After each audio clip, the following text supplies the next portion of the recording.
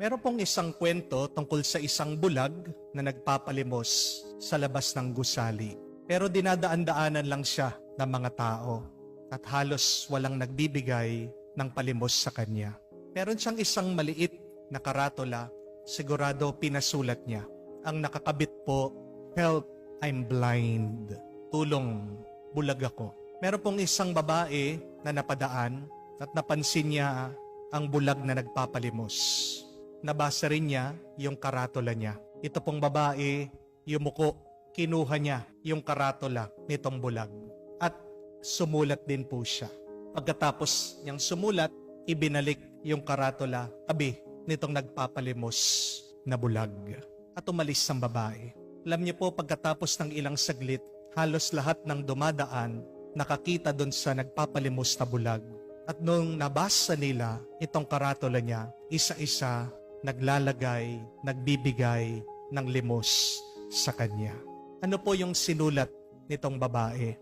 Napakaganda. Sabi, "It is a very beautiful day. I hope I have the eyes like yours to see." Napakaganda ng araw ngayon. Sana may mata din ako kamukha niyo para makita ito. Oo nga naman po, no?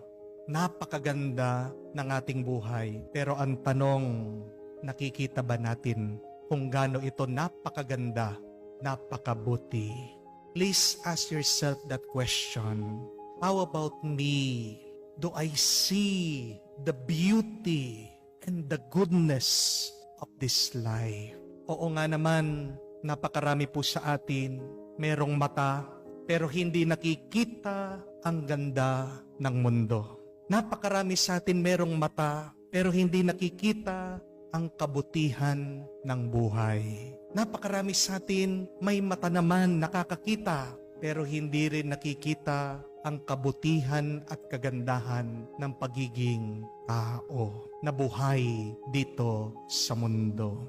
Napakaganda po ng unang pagbasa. Galing po ito sa libro ni Sirach. Sabi niya, "Everything is filled with the Lord's glory. All of His works are beautiful, even to the smallest and faintest of spark."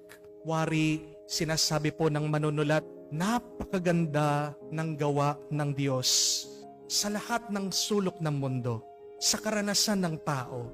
Pero may tanong siya, nakikita ba natin ang ganda at kabutihan, ang kalwalhatian na gawa ng Diyos dito sa mundo? Do we see